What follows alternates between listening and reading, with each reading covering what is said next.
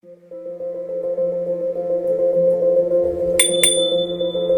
right, a little risky business here. I am riding my bike through the sanctuary of the church where I serve. Done this before, admittedly, but this is the first time there's incriminating evidence on video. I might just be trying to make a lesson, make more than just a point, but make a difference.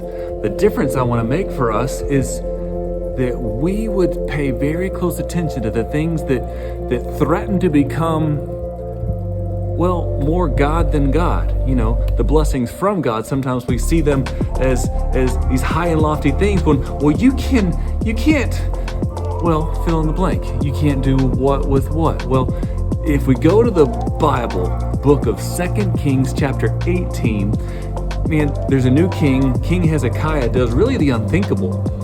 I mean, first he does, what you'd expect. He gets rid of, all the pagan altars and those high places where they offered stuff to pagans. And then Hezekiah, King Hezekiah, has the audacity to break apart the bronze snake on the staff that Moses made. God commanded Moses to put this bronze snake on a staff because there's this crazy, epidemic happening to the people where they were being bitten by the snakes and they're dying. So God, it's a whole different story. The point, though, is that they had taken this super important part of biblical history made by Moses, and King Hezekiah broke it. You can't break that snake, but he did. Why? Because the people were beginning to worship it.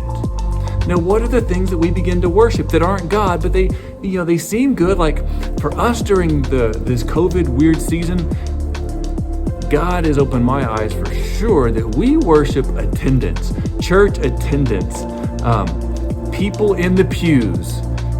And I've come to notice this, sometimes meeting together with pastors in the past, I just got sick of the conversation.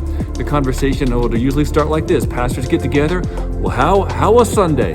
And the way you answer the question of how was Sunday, you talk about attendance. Well, we had a little more than last year, or hey, we hit high numbers, or you find some way to exaggerate things. Pastoral counting, pastoral math is a joke. So why is that? Because we began to worship attendance. We found our own sense of worth by how many people showed up. Well, COVID kind of cured us of that, I hope.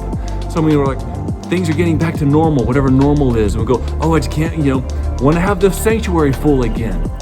What if God is breaking that down the way Hezekiah broke down the snake? What if breaking that down the way I'm infuriating some people right now just by the fact that I'm riding my bicycle in the house of God? Don't run I was always that kid who got in trouble for running in the house of God. What does that mean? God created me to run. I like running. Maybe running's part of how I worship. Now I'm just being ornery.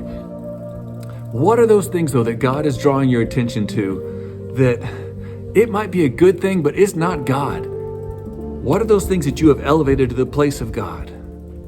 My wife is an incredibly wonderful, beautiful wife. Intelligent wife, caring wife, incredible cook of a wife. And go on and on and on, brag about my wife. Do you know what? She is a terrible, terrible God. And when I have elevated her to that place, the place of God, it doesn't go well for either one of us.